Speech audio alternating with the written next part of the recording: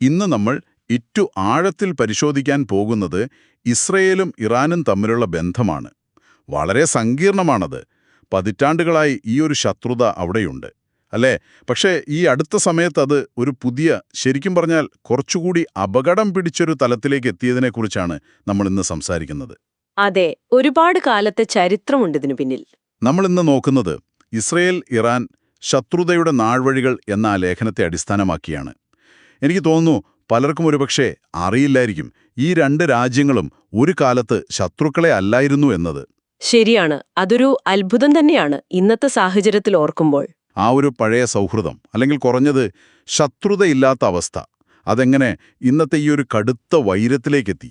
നമുക്കതൊന്ന് വിശദമായി നോക്കാം. ഓക്കെ. അപ്പോ തുടക്കത്തില്, അതായത് 1979 ആ ഇസ്ലാമിക വിപ്ലവം വരുന്നതിന് മുൻപ്, ഷാ മുഹമ്മദ് റസ പഹ്ലവിയുടെ കാലം, അന്ന് ഇറാനും ഇസ്രായേലും തമ്മിലൊരു തരക്കേടില്ലാത്ത ബന്ധമായിരുന്നില്ലേ? തീർച്ചയായും. വെറും തരക്കേടില്ലാത്തതല്ല, ഒരു നല്ല ബന്ധം തന്നെയായിരുന്നു. അതായത് ഇറാൻ അന്ന് ഇസ്രായേലിനെ അംഗീകരിച്ചിരുന്നു. എന്നു മാത്രമല്ല, അനൗദ്യോഗികമായിട്ടാണെങ്കിലും പല നയതന്ത്ര വാണിജ്യ ബന്ധങ്ങളും അവർ തമ്മിലുണ്ടായിരുന്നു. എണ്ണ വ്യാപാരം ഒരു പ്രധാനപ്പെട്ട കാര്യമായിരുന്നു. ശരി ശരി. പാശ്ചാത്യ ശക്തികളൊക്കെ ഇറാനെ മേഖലയിലെ ഒരു പ്രധാനപ്പെട്ട ഒരു സഖ്യകക്ഷിയായിട്ടാണ് കണ്ടിരുന്നത്. പക്ഷേ 1979 എല്ലാം മാറിമറിഞ്ഞില്ലേ? ആയത്തുള്ള ഖൊമേനിയുടെ ആ ഇസ്ലാമിക വിപ്ലവം ഷായെ പുറത്താക്കി. അപ്പോ എന്ത് സംഭവിച്ചു? അതെ, ആ വിപ്ലവം അതൊരു വെറും ഭരണമാറ്റമായിരുന്നില്ല. അത് ഇറാന്റെ ഒരു സ്വത്വം തന്നെ, ലോകത്തെ കാണുന്ന രീതി തന്നെ അടിമുടി മാറ്റി. പുതിയ ഭരണകൂടം, ആ ഇസ്ലാമിക റിപ്പബ്ലിക്, അവരെ ഇസ്രായേലിനെ കണ്ടത് പാശ്ചാത്യ സാമ്രാജ്യത്വത്തിന്റെ ഒരു ക്യാൻസറായിട്ടാണ്. അതിന്റെ ഉന്മൂലനം അവരൊരു ലക്ഷ്യമായിട്ട് തന്നെ പ്രഖ്യാപിച്ചു. അങ്ങനെ ഒരു മുൻ പങ്കാളി ശരിക്കും ഒറ്റ രാത്രി കൊണ്ട് ഒരു കടുത്ത ശത്രുവായി മാറി. അതാണ് അവിടെ സംഭവിച്ചത്. ആ മാറ്റത്തിന്റെ വേഗതയും തീവ്രതയും ശ്രദ്ധേയമാണ്. ഈ ഒരു പ്രത്യയശാസ്ത്രപരമായ ശത്രുത പിന്നീട് എങ്ങനെയാണ് പുറത്തേക്ക് വന്നത്? അവര് നേരിട്ടൊരു യുദ്ധത്തിലേക്ക് പോയില്ലല്ലോ പതിറ്റാണ്ടുകളോളം. അപ്പൊ എങ്ങനെയായിരുന്നു കാര്യങ്ങൾ? അതെ, അവിടെയാണ് നമ്മൾ ഈ നിഴൽ യുദ്ധം എന്നൊക്കെ പറയുന്ന ഒരു ഘട്ടം വരുന്നത്. നിഴൽ യുദ്ധം, അതായത് നേരിട്ട് ഏറ്റുമുട്ടുന്നില്ല, പക്ഷേ മറ്റു രാജ്യങ്ങളെ വേദിയാക്കുന്നു, അല്ലെങ്കിൽ തങ്ങളുടെ സഖ്യകക്ഷികൾ, ഈ സായുധ ഗ്രൂപ്പുകളുണ്ടല്ലോ, അവരെ ഉപയോഗിക്കുന്നു, അല്ലെങ്കിൽ പിന്നെ സൈബർ ആക്രമണങ്ങൾ, അങ്ങനെയുള്ള പരോക്ഷമായ പോരാട്ടങ്ങൾ. ഇറാൻ എന്ത് ചെയ്തു? ലെബനനിലെ ഹിസ്ബുള്ള, ഗാസയിലെ ഹമാസ്, അതുപോലുള്ള ഇസ്രായേൽ വിരുദ്ധ ഗ്രൂപ്പുകൾക്ക് വലിയ തോതിലുള്ള പിന്തുണ കൊടുത്തു തുടങ്ങി. അത് സ്വാഭാവികമായും ഇസ്രായേലിനെ അതിർത്തികളിലേക്കൊരു നേരിട്ടുള്ള ഭീഷണി എത്തിച്ചു.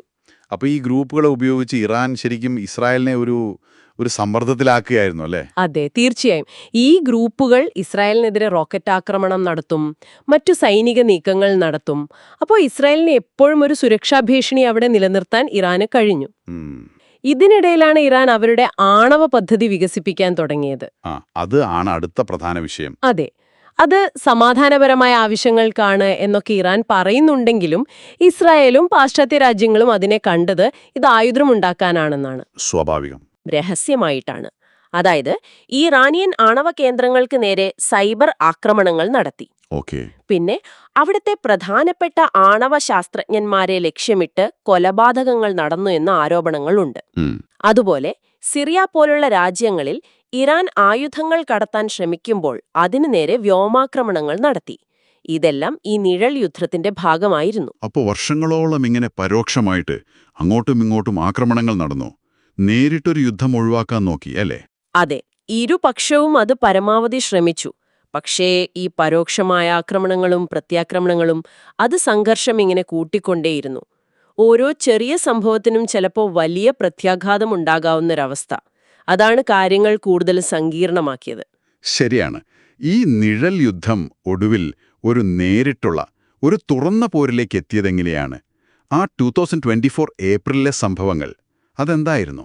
അതെ, 2024 ഏപ്രിൽ ഒരു ടേണിംഗ് പോയിന്റ് ആയിരുന്നു ശരിക്കും.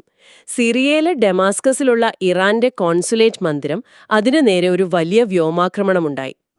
അതില് ഇറാന്റെ റെവല്യൂഷണറി ഗാർഡിലെ മുതിർന്ന ചില കമാൻഡർമാർ കൊല്ലപ്പെട്ടു. എല്ലാരും വിശ്വസിച്ചത് അല്ലെങ്കിൽ ഇറാൻ ആരോപിച്ചത് ഇത് ഇസ്രയേൽ ചെയ്തതാണെന്നാണ്. ഓക്കെ. ഇത് അതുവരെ ഉണ്ടായിരുന്ന ആ ഒരു അലിഖിത നിയമമുണ്ടല്ലോ, നിഴൽ യുദ്ധത്തിൻ്റെതായ, അത് ലംഘിച്ചു എന്നാണ് ഇറാൻ കണ്ടത്. സ്വന്തം നയതന്ത്ര സ്ഥാപനത്തിന് നേരെയുള്ള ആക്രമണം. അതിനോടുള്ള ഇറാന്റെ പ്രതികരണം എങ്ങനെയായിരുന്നു? അത് അപ്രതീക്ഷിതമായിരുന്നു. പ്രതികാരം ചെയ്യുമെന്ന് അവർ ഉറക്കെ പ്രഖ്യാപിച്ചു. എന്നിട്ട് ചരിത്രത്തിൽ ആദ്യമായിട്ട് സ്വന്തം മണ്ണിൽ നിന്ന്, ഇറാനിൽ നിന്ന് നേരിട്ട് ഇസ്രായേലിന് നേരെ 100 കണക്കിന് ഡ്രോണുകളും മിസൈലുകളും അയച്ചു. അതാണ് പുതിയ ഘട്ടം. അതെ, 10 ആണ്ടുകൾ നീണ്ട ഈ ശത്രുതയില് അതൊരു പുതിയ അധ്യായം തന്നെ തുറന്നു. മുമ്പൊരിക്കലും ഇങ്ങനെ ഇറാൻ നേരിട്ട് സ്വന്തം മണ്ണിൽ നിന്ന് ആക്രമിച്ചിട്ടില്ല. പക്ഷേ ആ ആക്രമണം വലിയ നാശനഷ്ടമുണ്ടാക്കിയില്ലല്ലോ. ഉണ്ടാക്കിയില്ല. കാരണം ഇസ്രയേലിന്റെ ആ അയൺ ഡോം അടക്കമുള്ള വ്യോമ പ്രതിരോധ സംവിധാനം വളരെ ശക്തമാണ്. അമേരിക്കയും മറ്റു സഖ്യകക്ഷികളും സഹായിച്ചു. അതുകൊണ്ട് മിക്ക മിസൈലുകളും ഡ്രോണുകളും ലക്ഷ്യത്തിലെത്തുന്നതിന് മുൻപ് തന്നെ അവർ തകർത്തു. എന്നിട്ട് ഇസ്രായേൽ തിരിച്ചടിച്ചോ? ദിവസങ്ങൾക്കുള്ളിൽ ഇസ്രായേൽ ഒരു മറുപടി നൽകി. ഇറാൻ ഉള്ളിൽ തന്നെ, പക്ഷെ വളരെ പരിമിതമായിട്ട്. എന്നാൽ കൃത്യമായി ലക്ഷ്യം വെച്ചുള്ള ഒരു പ്രത്യാക്രമണം നടത്തി. ഞങ്ങളെ ആക്രമിച്ചാൽ വെറുതെ ഇരിക്കില്ല എന്നൊരു സന്ദേശം കൊടുക്കാൻ വേണ്ടിയായിരുന്നു അത്. സമയത്ത് എല്ലാവരും പേടിച്ചത് ഇത് ഒരു പൂർണ്ണ യുദ്ധത്തിലേക്ക് പോകുമോ എന്നായിരുന്നു. കാരണം അത്രയും ഒരു വലിയ ക്യാൻവാസിൽ നോക്കുമ്പോൾ അത്രയും ഭീകരമായൊരു സാഹചര്യമായിരുന്നു. ഭാഗ്യത്തിന് അത് ഒഴിവായി. അപ്പോ ഇതിന്റെ എല്ലാം ഒരു ആകെത്തുക എന്താണ്?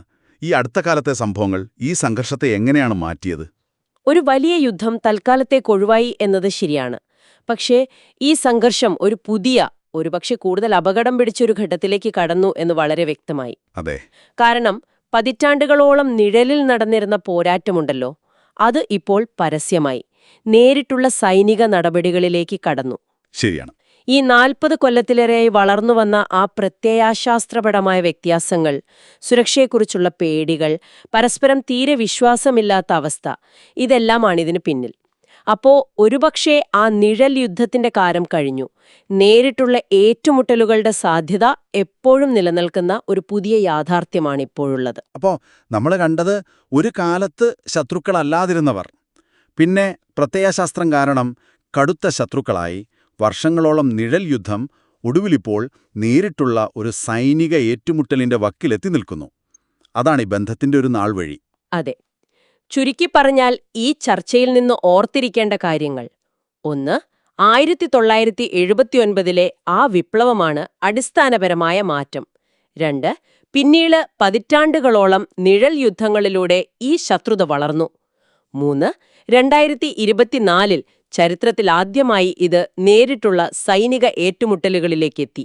നേരിട്ടുള്ള ഏറ്റുമുട്ടലുകൾക്ക് ശേഷം ഭാഗ്യത്തിനൊരു പൂർണ്ണ യുദ്ധമുണ്ടായില്ല. പക്ഷെ ഭാവിയിൽ ഇതുപോലുള്ള സാഹചര്യങ്ങൾ ഒഴിവാക്കാൻ എന്തെങ്കിലും നയതന്ത്ര സാധ്യതകൾ ഇനി ബാക്കിയുണ്ടോ? അതോ ഈ ഒരു പുതിയ സാഹചര്യം, ഈ നേരിട്ടുള്ള ഏറ്റുമുട്ടലിന്റെ സാധ്യത, അത് മേഖലയിലെ മറ്റു രാജ്യങ്ങളെയും ലോകശക്തികളെയുമൊക്കെ ഇനി എങ്ങനെയായിരിക്കും ബാധിക്കാൻ പോകുന്നത്? എന്തായാലും ഈ വിഷയത്തിലുള്ള ഇത്രയും ആഴത്തിലുള്ള ഒരു വിശകലനത്തിൽ ഞങ്ങളോടൊപ്പം ചേർന്നതിന് വളരെ നന്ദി.